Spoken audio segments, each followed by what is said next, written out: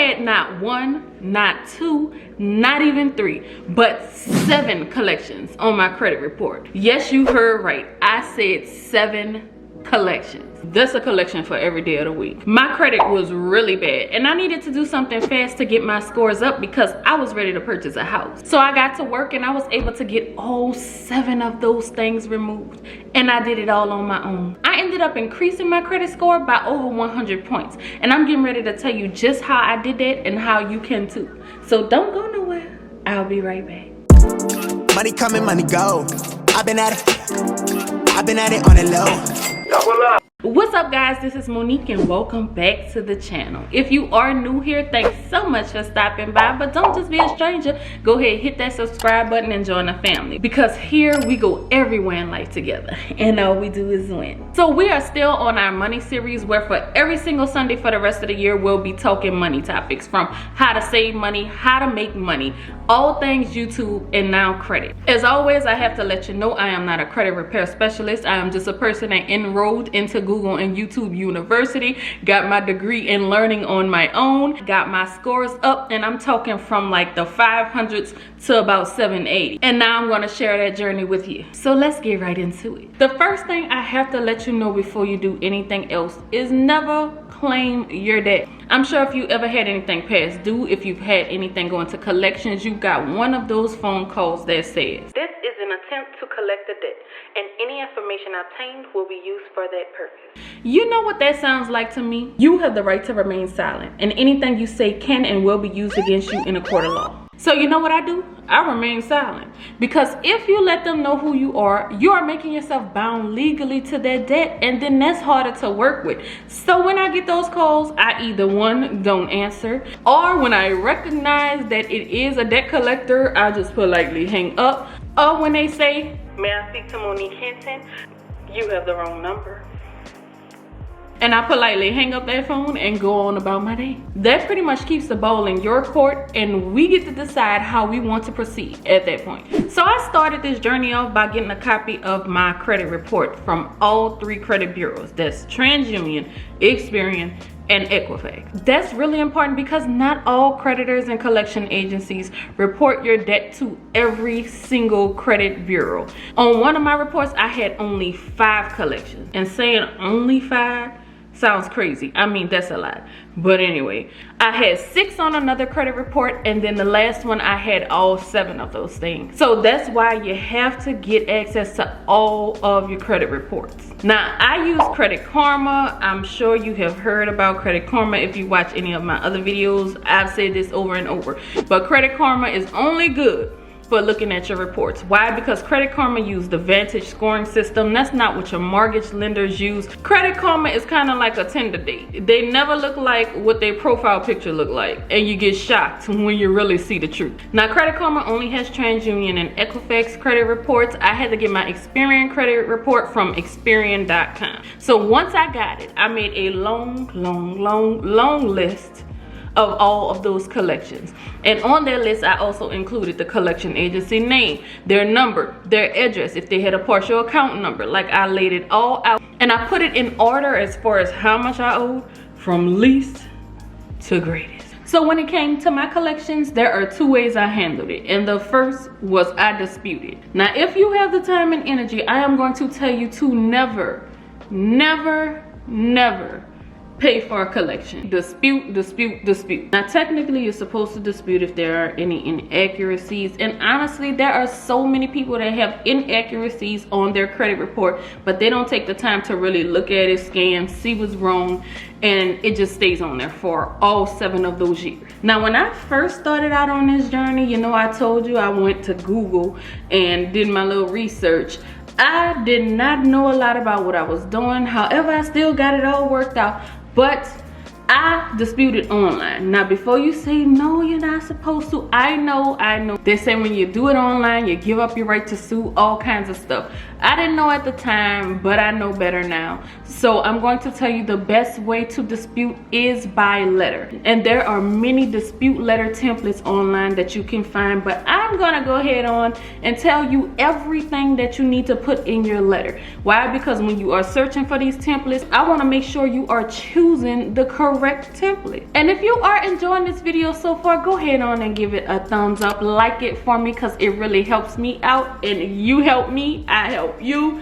This is a good relationship we got going. All right, so the things that you want to make sure to include in your letter is your full name and address, the credit bureau's name and information. You want to include the collection agency name next to the item that you are disputing. You also want to include the partial account number if there is one there. If not, don't worry. And you also want to include why you're disputing. This does not belong to me. I do not have a contract with this company. This is inaccurate. And if you choose that, why you feel is inaccurate, just make sure you put why you are disputing. And one of the most important things you want to put on there is what you want them to do about it. Basically, please remove this. Thank you. And a couple of more things I want to let you know about the dispute process is that it is suggested you do not dispute more than 5 items in a 30-day period. Why? Because if you go ahead and dispute a whole lot of things, they'll mark you as frivolous, and frivolous is a title you do not want for yourself, okay? So when I did my research, I went to Experian. I found a dispute letter template on Experian's website. So that's a good place to kind of look and see how they formatted everything too. I'll still type it up myself because it's like a form that you have to check and fill in and this and that. So that's a good source to make sure you're getting all the information that they're looking for. But anyway, so on that form, there's only a space for 4 items to dispute. So I feel like, you know, hey, Experian is trying to tell me something. They're trying to help me out. So I'm like, okay, Experian, I hear you. I'll definitely only do 4. So make sure you do not do more than 4 to 5, okay guys? And another question that a lot of people ask is, do I have to write a letter for each of the things that I'm disputing? And no, you do not. You can put all 4 or 5 of those items in that one letter. Just make sure you list them all separately, what you're disputing, the name, all of those things I told you to put. And that's it. Now also make sure you're disputing all 4 or 5 of those collections with each of the credit bureaus, because if you only do it with one, it'll only be removed from one. It does not cross over. There is no connection, none of that. So once you draft your letter, you print it out, you put it in that envelope, getting ready to send it, make sure you mail it certified mail. You need receipt of you sending that. That is your evidence in case anything happens. Once they receive that letter, they have about 30 days to respond to that. If they do not, that is a win for you. The burden of proof is on them. That means they basically have to prove whatever you're disputing for. So you just sit back and you wait. Now, I honestly didn't know all of this when I first started out, so I ended up disputing online. I made an account with each of the online credit bureaus. That's again Experian, TransUnion, and Equifax, and I just submitted my dispute that way. I ended up only getting one of my collections removed that way. And a lot of times they say that when you do it online, they have like automated response systems. It just does not work the same as by writing a letter. So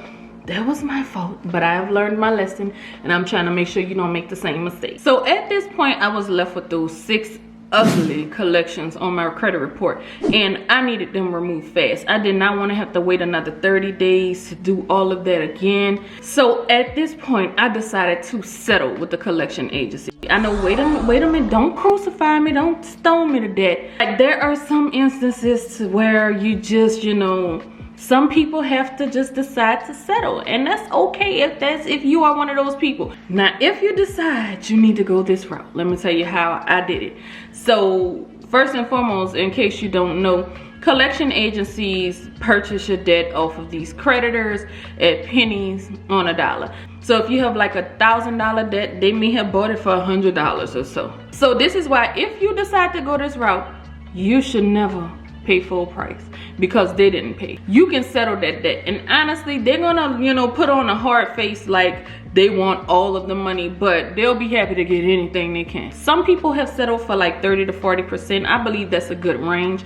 I settled for 40% for most of them. One of them, I think I had to do 60, and one of the people was just doing the most and made me have to settle with 80%. Well, not made me, because you can decide, look, hey, I'm not gonna do it, because you can play hardball too. They need you just as much as you need them. But the one I paid 80% was only like $100 collection, so I wasn't too concerned with that one. Now, there are a few things that I want you to know if you're going to go this route. And the first is never settle unless they agree to delete it.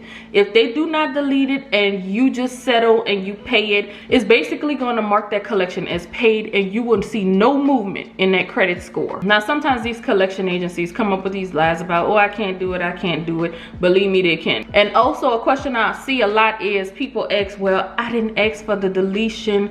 Is it too late now? You can always call and ask for like a goodwill deletion at that point if you've already paid and didn't ask for it. Sometimes they'll work with you, but at this point they may not do it for you, but maybe you can still try to dispute it for some reason and just get it removed. I mean, you have to experiment sometimes. I mean, there's no harm in trying. They can't do anything any worse to you. Now, when you ask for a deletion, make sure you also request a deletion letter, and yes, you should get it before you make a payment. I didn't do it that way. I looked up, by the grace of God, they sent it to me right after I paid, but I suggest that you get it before, because sometimes people not gonna, you know, stick to their word, and unless it's in black and white, it didn't happen. And some people, even when they try to settle, they prefer not to even call. They'll write a letter, and that's to keep a paper trail for what they're trying to do. And the last thing I want to mention about that is you still do not have to claim that debt, even though you are calling them on the phone. And what I basically told them was, I was looking at my credit report. I discovered that they had a collection for me that I am unaware of, I've never seen before, but I don't have the time to really get into that, so I'm just trying to see about settling it. Just in case things went south and I'm going to dispute, and they try to pull up a recording, I say, play the whole recording, because I said, I don't know nothing about it. Now, some people might not tell you either when it comes to this. This is why I want to just lay it all out there for y'all, so y'all can know everything, so you can make the best decision for you. When you call, if you make a payment, any kind of payment plan, sometimes they'll set those up. If you ask for a deletion letter, they may not do that. But in case you do make a payment plan and you make any kind of payment, have any kind of activity toward that collection, it's going to reset your statute of limitation. You know how in 7 years it'll fall off your credit report? Well, if you make a payment today, then that 7 years going to start from today. So you want to be very, very careful with that. Make sure it's something you are actually going to pay in full, because you don't want to have to deal with all of that if, you know, you stop paying. So that is basically how I got all 7 collections removed from my credit report. Again, the best way to do that is disputing by letter. I know, I'm telling you this now. So I hope that you enjoyed this video. Don't forget to like it for me if you have not subscribed already. What are you waiting for? What are you waiting for? Go ahead, hit that subscribe button and join the family. Other than that, that's all I have for you beautiful people out there. Thanks so much for watching, and until next time, we are out. Peace.